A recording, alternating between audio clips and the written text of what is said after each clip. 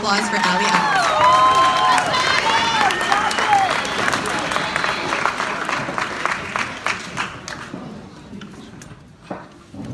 Hello. Hi, Michelle. So, I'm not the best public speaker, so just bear with me for now.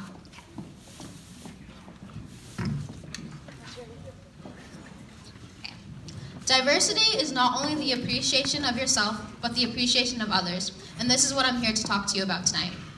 Throughout my life, I've given up countless opportunities due to the fact that I was never able to stand up and speak out for what I believe in. Today, I'm finally taking that chance. I'm not asking you to agree with anything I say or to express sympathy in my direction. All I can ask is that you open your eyes as well as your hearts to what I'm about to say.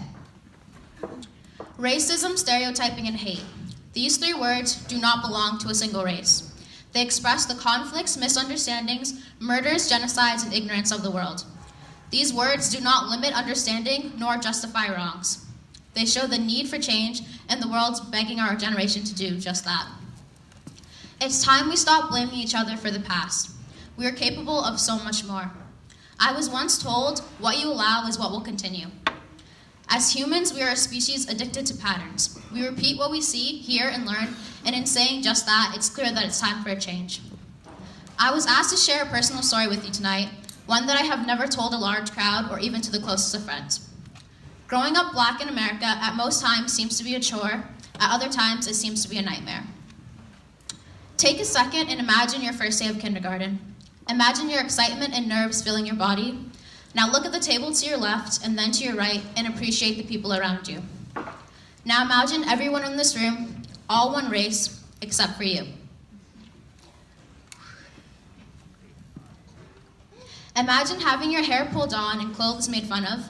Imagine yourself being told to go back to a country that you've never been to or seen besides on television and in books. This was my reality until middle school.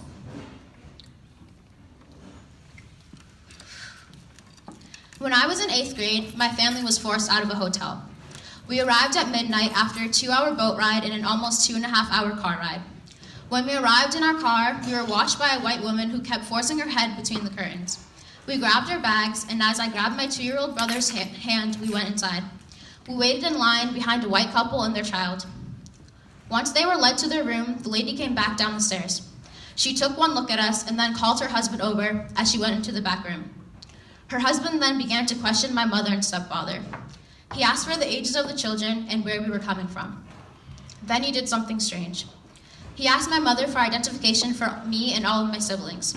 Massachusetts state law says identification is needed for the person that reserved the room. It is also possible for them to ask for identification for any adult in the party when needed.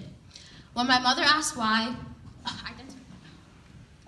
my mother asked why identification was needed for a 2-year-old child, the man looked my mother dead in the eye and said, "We need to make sure they all belong to you and that you aren't illegal immigrants."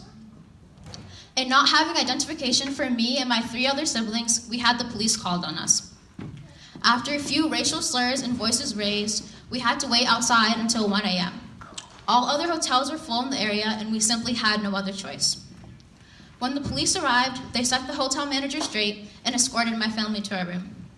I've never seen my mom's eyes filled with so much embarrassment. When the police left, she stayed up all night watching the door. She told me she didn't feel safe and that she needed to protect us. No mother should ever have to go through this situation. At this time last year, I received a disturbing phone call. I was told my uncle, who I think of as an older brother, was badly beaten by a group of white men. He was spat on, choked, kicked, and punched until his skin was black and blue, all over a parking space. As they beat him, they screamed out things like nigger, monkey, and cotton picker. He went home to his girlfriend beaten up and filled with shame and anger. Till this day, he refuses to talk to me about it. My mom says he's scared I won't look up to him anymore. He thinks his nephews and future children will call him weak. In my eyes, he is one of the strongest men I've ever met. It hurts to think that there was a time in my life where I couldn't stand to look at myself in the mirror. There was a time in my life where all I knew was lighter people telling me my skin was too dark and my hair too curly. A time in my life where I would beg my mother after a day of being bullied to let me straighten my hair. There was a time in my life where I was unable to love not only myself, but the people around me. My words may not stick, and that's truly understandable. I can stand in front of you today and ask you to make promises, vows, and even speeches of your own, but none of this matters. All I can truly ask you to do is love. Love those around you because they're not going anywhere, and love yourself because at times you're all you have. I have learned to love my dark skin and bold features, my curly hair and big lips, but some of you are still afraid. Love yourself because every race, gender, religion, and figure is truly beautiful. Being in love with yourself does not mean you hate others. Being in love with yourself should not make you feel dominant or privileged or guilty, too black, too white, too ghetto, too poor, or too rich. For me, being in love with myself has given me the ability to love others because I can't do for you what I can't do for myself. Thank you.